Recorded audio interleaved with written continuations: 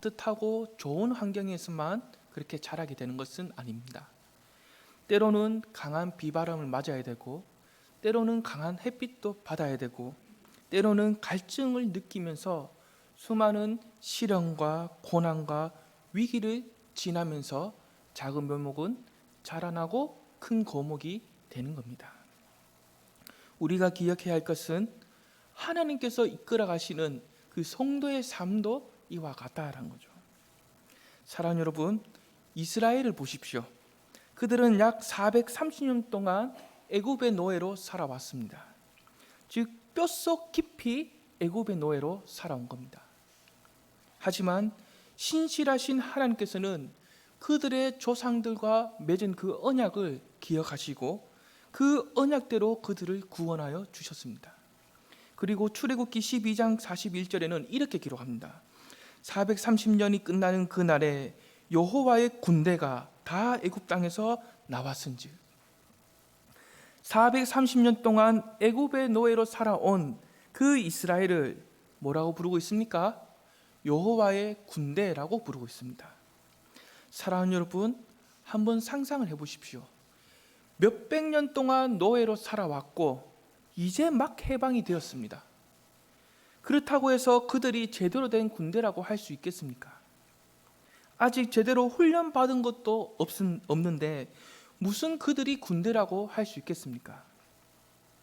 그렇다면 어떻게 해서 그들은 여호와의 군대라고 불림을 받게 됩니까? 마치 아무런 힘도 없이 다 죽어가는 한 그루의 작은 묘목에 불과한 그 이스라엘을 여호와 하나님이 직접 그들에게 개입하셔서 그들을 큰 거목으로, 즉 애굽의 노예에서 여호와의 군대로 만들어내실 것을 암시하고 있는 겁니다.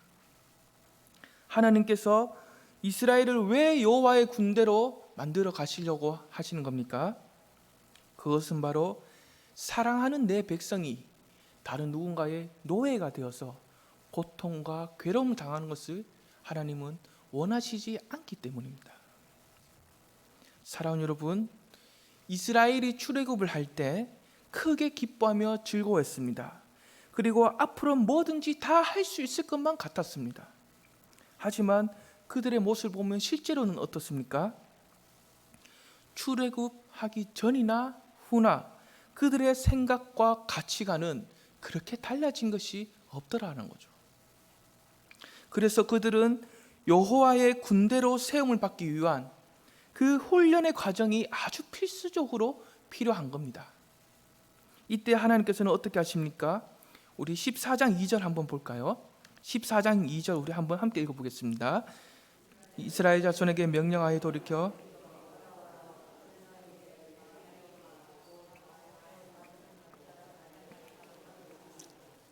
사랑하는 여러분, 지금 현재 애굽의 왕 바로는 자신이 동원할 수 있는 최고의 군사력을 가지고 이스라엘을 뒤를 따르며 추격해 오고 있습니다. 그러므로 이스라엘이 해야 할 일이 뭡니까? 앞만 보고 달려가야 됩니다. 멈추지도 말고 돌이켜 보지도 말고 뒤로 돌아서는 절대 안 됩니다. 앞만 보고 무조건 달려가야 합니다. 하지만 2절을 보니까 어떻습니까? 이스라엘 하나님께서 이스라엘 자손에게 명령 어떻게 하고 계십니까? 돌이키라는 거죠. 돌이키라고 명령하십니다. 이것은 그들이 여호와의 군대로 세움을 받는 그 훈련이 시작되었다라는 겁니다. 하지만 이스라엘의 입장에서는 어떻겠습니까? 가슴이 철렁하죠. 뒤에는 막 죽이려고 쫓아오고 있는데 하나님께서는 그쪽으로 돌이키라고 하니까 그들의 입장에서는 가슴이 철렁한 겁니다. 2절 하반절을 보십시오. 밑돌 사이에 비하히롯 앞 곧 바스본 맞은편 바닷가에 장막을 치게 하라라고 하십니다. 양쪽에는 두 산이 있고 반대쪽에는 바다가 가로막고 있고 뒤에는 누가 옵니까? 애굽이 오고 있고 사방이 가로막힌 곳으로 하나님께서는 인도하고 계시는 겁니다. 사랑하는 여러분, 모세가 애굽의 왕자로 있을 때 모든 학문을 익혔고 또 광야에서 양을 치면서 지리도 살필 줄 아는 그러한 안목도 길렀습니다. 이러한 모세라면 이스라엘을 지금 여기로 인도하지 않았을 겁니다. 즉 지금 하나님께서는 사람의 이성으로는 도저히 이해할 수 없고 받아들일 수 없는 그러한 곳으로 지금 인도하고 계신다라는 거죠. 그래서 이스라엘은 어떻게 반응합니까? 오늘 본문 10절을 보십시오.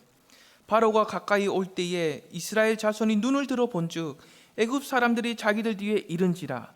이스라엘 자손이 심히 두려워하여 여호와께 부르짖고, 매우 큰 두려움과 공포가 엄습하여 하나님께 나아가서 부르짖고 있습니다. 그런데 그들의 부르짖음은 하나님을 믿음으로 신뢰함으로 부르짖는 그런 것이 아니라 불신앙 가운데서 부르짖는 겁니다. 11절에서 12절 우리 함께 한번 읽어보겠습니다. 그들이 또 모세에게 이르되 애굽에 매장지가 없어서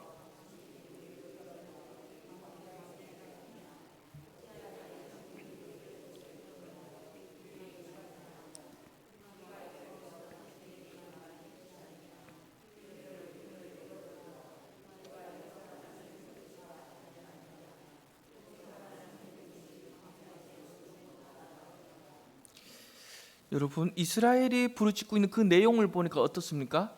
신앙적입니까? 아니죠. 불신앙적입니다. 매우 불신앙적인 불평과 원망이 섞인 그러한 부르짖음이죠. 이스라엘이 애굽에 있을 때 하나님의 그 위대한 능력을 보고 듣는 그 놀라운 체험도 했지만 하나님을 향한 온전한 믿음이 없다는 것, 이것을 그들 스스로가 보여주고 있는 겁니다.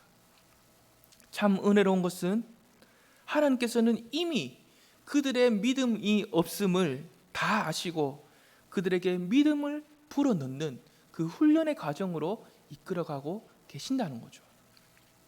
사랑하는 여러분, 우리의 지나온 삶을 한번 둘러보십시오. 하나님께서 몇 번이나 나를 어려운 가운데서 구원하셨는지, 몇 번이나 나에게 은혜를 베풀어 주셨는지, 몇 번이나 나에게 새로운 기회를 주고 계시는지 한번 나의 지나온 삶을 돌아보며 점검해 보십시오. 셀 수 없을 만큼, 기억도 다 하지 못할 만큼 있지 않습니까? 그런데 우리에게 어떠한 문제가 있습니까? 그 은혜의 기억을 쉽게 잊어버린다는 거죠. 또 평온하고 아무 일이 없을 때는 나에게 늘 믿음이 있는 것처럼 살아가고 있지만, 하지만 이스라엘처럼 사방이 가로막혀서 숨을 쉴 수가 없을 때 우리의 믿음을 온전하게 지켜가는 것이 매우 상당히 힘들더라는 거죠. 베드로도 마찬가지입니다. 베드로는 주님의 제자였습니다. 그래서 주님으로부터 직접 진리를 듣고 배워왔습니다. 또한 주님께서 병든 자를 고치시고 귀신 들린 자도 고치시고 죽은 자도 살려내시는 것, 그 놀라운 능력을 주님의 곁에서 직접 보았습니다. 그러므로 베드로가 물 위로 걸어갈 때는 주님을 향한 그 믿음이 분명히 있었습니다. 하지만 그 물 위를 걸어가다가 폭풍과 바람을 보았을 때는 어떻게 되었습니까? 자신의 마음에 의심이 생기면서 그 걸어가던 바다에서 점점 빠져가게 되는 겁니다. 이처럼 이스라엘이 사방에 가로막힌 상태에서 하나님을 향하여 불평하며 원망하며 불신하는 모습, 또한 베드로가 큰 폭풍과 바람을 보고 의심이 생겨가는 모습, 이러한 모습은 그들만의 모습이 아니라 오늘날 살아가고 있는 우리의 모습이기도 하다라는 거죠. 사랑하는 여러분, 우리는 완벽한 존재가 아닙니다. 완벽한 존재가 아니라 지극히 나약한 한 인간에 불과한 겁니다. 그래서 우리의 이성으로 전혀 이해할 수 없고 받아들일 수 없는 문제, 사방이 가로막혀서 내가 조금이라도 피할 수 없는 문제, 내 힘과 지식으로 풀 수 없는 문제, 이러한 문제들을 만나게 되면 어떻게 됩니까? 큰 두려움과 공포를 경험하게 됩니다. 떨리게 됩니다. 조급해지게 됩니다. 이것은 너무나 당연하고 자연스러운 일이죠. 사랑하는 여러분, 아프리카에서 서식하는 독수리과의 새가 있는데 비서가 펜을 귀에 꽂고 있는 것과 같다고 해서 그 새의 이름이 비서새라고 부릅니다. 이 새는 2m가 되는 아주 큰 날개로 하늘을 나는데 그 모습이 너무나 웅장하고 아름답다고 합니다. 그리고 육지에 뱀이나 쥐 같은 사냥감 발견하면 쏜살같이 내려와서 그 사냥감을 낚아챕니다. 그 모습도 너무나 멋지고 아름답다고 합니다. 하지만 이렇게 아름답고 멋진 비서새도 단점이 있었습니다. 그것은 바로 땅에 있는 도중에 어떠한 강한 맹수들에게 공격을 받게 되면 큰 날개로 빨리 재빨리 날아가야 되는데 그렇게 하지 않고 오히려 뛰어가는 겁니다. 있는 힘을 달려가다가 도망가다가 결국에는 그 맹수에게 잡혀서 죽게 된 겁니다. 그 이유는 맹수들의 공격으로 인하여서 너무 놀라고 당황해서 날아가는 것을 잊어버렸기 때문입니다. 우리도 뜻하지 않는 어려움과 큰 고난과 시련의 문제를 만나게 되면 이 비서새와 같이 너무 놀라고 당황스러울 수가 있습니다. 어쩔 줄 몰라서 혼란과 큰 두려움을 겪을 수도 분명히 있습니다. 사랑하는 여러분, 우리가 이러한 상황에 놓이게 되면, 이러한 문제를 만나게 되면 어떻게 해결해야 합니까? 어떻게 받아들이고 이해해야 합니까? 우리 13절에서 14절까지 한번 함께 읽어보겠습니다. 모세가 백성에게 이르되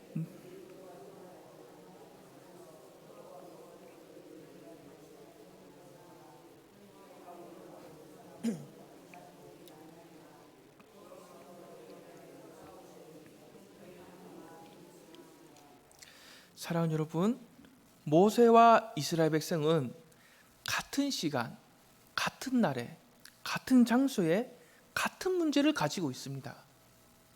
하지만 그 둘 사이에서 모세와 이스라엘 백성의 그 모습을 보면 분명히 차이가 일어나고 있습니다. 이스라엘 백성은 두려움과 공포에 빠져서 원망과 불평의 말로 하나님을 불신하고 있지만, 모세는 그들의 문제를 위하여 대신 책임지고 싸워줄 그 하나님을 믿고 신뢰하고 있다는 거죠. 여기서 그 모세와 이스라엘 백성의 차이점이 드러나게 됩니다. 이러한 모세가 이스라엘 백성에게 강조하는 것이 있습니다. 그것이 무엇입니까? 13절을 보시면 첫 번째로 두려워하지 말라입니다. 두려움은 무엇과 관련됩니까? 감정이죠. 즉 사방이 가로막힌 상태에서 두려움과 공포와 혼란에 빠진 이스라엘 백성에게 마음을 추스릴 것을 요구하고 있는 겁니다. 둘째로 가만히 서 있으라입니다. 이것은 이스라엘 백성이 의지를 갖고 오히려 힘을 내어서 그 상황에서 당당하게 의연한 태도로 오히려 의지적으로 그렇게 발휘해서 그렇게 태도를 가질 것을 요구하는 겁니다. 힘을 내라는 거죠. 세 번째는 보라입니다. 현재 닥친 이 상황이 앞으로 과연 어떻게 될 것인지 지식적으로 파악할 것을 요구하는 겁니다.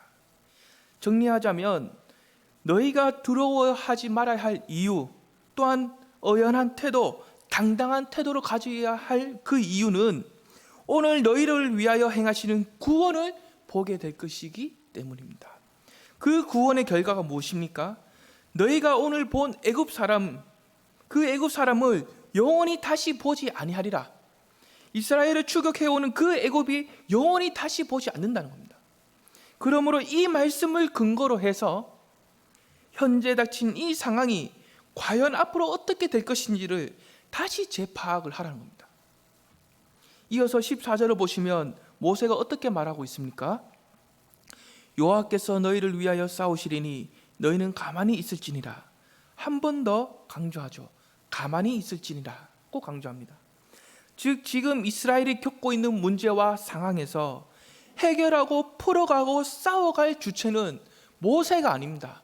애굽도 아닙니다. 애굽의 왕 바로도 아닙니다. 이스라엘 백성도 아닙니다.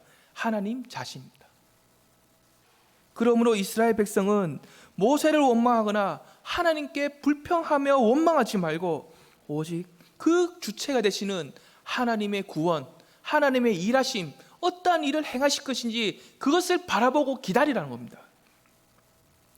여기서 참 은혜로운 것은 이스라엘 백성에게 온전한 믿음이 없다고 해서 그 하나님께서는 그들을 버리시지 않았다는 거죠.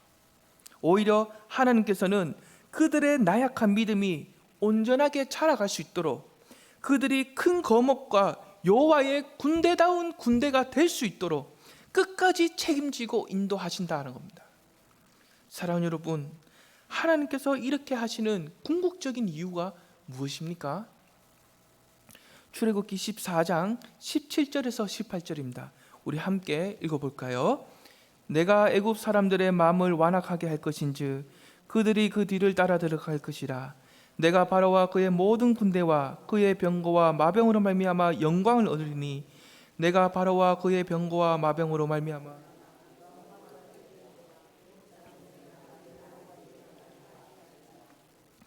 하나님께서 이렇게 하시는 그 궁극적인 이유는 이 당시에 최대 강대국이었던 애굽을 심판하셔서 자신의 영광을 받으시고 또한 자신의 그 이름을 애굽 사람들에게 또는 더 널리 알리기 위한 계획이 있었기 때문입니다. 이러한 관점으로 볼 때 지금 이스라엘이 받고 있는 그 사방에 에워싸여서 받고 있는 고난과 시련, 어떤 의미가 있습니까? 하나님의 영광과 이름을 위하여 쓰임받고 있는 그 의미가 있는 거죠. 출애굽기 14장 21절입니다. 제가 한번 읽어보겠습니다. 모세가 바다 위로 손을 내밀매 여호와께서 큰 동풍이 밤새도록 바닷물을 물러가게 하시니 물이 갈라져 바다가 마른 땅이 된지라. 사랑하는 여러분, 바다가 갈라졌습니다. 바다가 갈라져서 그 땅이 어떤 땅이 되었습니까? 마른 땅이 되었습니다. 축축하고 질퍽한 땅이 아니라 바싹 마른 땅이 되었습니다. 이것을 다르게 표현하자면 사방이 가로막혀 있는 그 이스라엘을 위해서 하나님께서는 대충 그들을 이끌어 가신 것이 아니라 아주 철저하게 그들이 결단코 잊을 수 없는 방식으로 새로운 길을 만들어주고 계신다는 거죠. 그들이 이 마른 땅을 지나게 되면 이제 어떻게 됩니까? 노예의 땅에서 완전하게 벗어나게 되는 겁니다. 그래서 그들은 언제 어디서나 그 길을 가다가 마른 땅만 보면 하나님이 자신들을 위하여 어떤 일을 행하셨는지 그것을 떠올리며 기억할 수 있게 되는 거죠. 사랑하는 여러분, 여기서 한 가지 중요한 것은 애굽과 이스라엘 모두가 마른 땅으로 들어왔다는 거죠. 하지만 그 결과를 보면 애굽은 그 마른 땅에 미끼로 들어와서 멸망의 미끼가 되었지만 이스라엘은 노예의 땅에서 해방이 되는 또는 애굽의 그 추격으로부터 구원함을 얻는 그 방편이 되었다는 겁니다. 즉 이스라엘에게 두려움의 대상이었던 그 애굽을 하나님께서 멸망시키셨고 그때서야 비로소 이 이스라엘은 여호와의 군대인 이스라엘은 하나님을 향한 경외심과 믿음을 가지게 되는 겁니다. 31절 우리 한번 함께 읽어보겠습니다. 이스라엘이 여호와께서 애굽 사람들에게 행하신 그 큰 능력을 보았으므로 백성이 여호와를 경외하며 여호와와 그의 종 모세를 믿었더라. 이스라엘이 애굽 사람에게 행하신 큰 능력을 보고 어떻게 하고 있습니까? 여호와를 경외하고 있습니다. 그리고 그의 종 모세를 믿게 됩니다. 여기서 그의 종 모세를 믿었다라고 하는 것은 모세를 통하여 나타나는 그 하나님의 권위를 믿고 인정한다는 겁니다. 즉 이 고난과 시련의 과정을 통해서 여호와의 군대가 되기 위한 그 필수적인 요소, 하나님을 경외함과 하나님을 향한 믿음, 그 필수적인 요소를 가지게 된 거죠. 이 훈련의 과정을 통해서. 그래서 하나님과 이스라엘의 관계는 어떻게 됩니까? 더 깊은 관계 속으로 맺어지게 됩니다. 사랑하는 여러분, 이스라엘은 사방이 가로막힌 곳에 있었습니다. 그것은 정말로 견디기가 힘들고 어려운 그러한 장소입니다. 두려움과 절망이 있습니다. 아픔과 슬픔이 있고 그리고 많은 한계와 제한이 있는 곳입니다. 하지만 오늘 말씀을 통해서 우리는 어떠한 교훈을 발견하게 됩니까? 바로 그 장소가 우리를 여호와의 군대로 새롭게 변화시키는 정말로 복되고 귀한 그러한 장소다라는 거죠. 그러므로 우리의 삶에 고난과 시련의 과정을 만나게 될 때 하나님과 함께 아주 성실하게 통과해야만 승리와 성장 그리고 새로운 변화를 누리게 되는 겁니다. 사랑하는 여러분, 하나님께서는 오늘날 여기 있는 저와 여러분을 향해서도 너희는 두려워 말라라고 하십니다. 그 이유는 우리에게 고난과 시련을 허락하시는 분, 사방을 가로막히게 하신 분, 그 하나님이, 그 분이 바로 하나님 자신이고, 또한 그것을 풀어갈 수 있는 열쇠를 가지고 계신 분도 하나님 자신이시기 때문입니다. 그런데 그 하나님이 저와 여러분 편이 되어 주신다는 거죠. 그래서 너희는 두려워 말라라는 겁니다. 이것이 바로 너희는 두려워 말라에 담긴 의미이죠.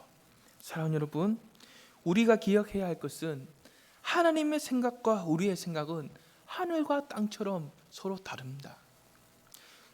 즉 우리는 안정되고 평탄한 길을 걸어가기를 원하죠.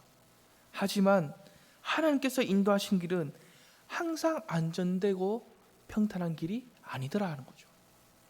때로는 실패와 절망이 있고, 때로는 아픔과 상처와 눈물이 있고, 때로는 바로 갈 수 있는 길을 멀리 긴 세월을 가지면서 둘러가야 할 때가 있다는 거죠.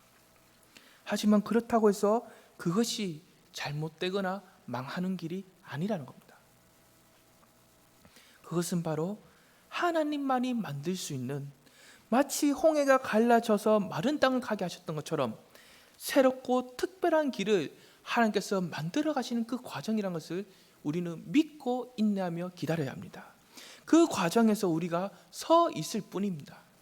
그래서 사방이 가로막혀 있을 때는 하나님을 향한 경외심과 하나님을 향한 믿음을 가지고 그 길이 열릴 때까지 잠잠히 인내하며 기다리는 것, 바로 이것이 아주 필수적으로 필요한 겁니다. 우리를 지금 여기까지 인도하신 하나님께서는 앞으로도 우리를 결단코 포기하시지 않습니다. 이것을 항상 믿고 확신하는 저와 여러분이 될 수 있기를 원합니다. 기도하겠습니다. 은혜와 긍휼이 풍성하신 하나님, 우리가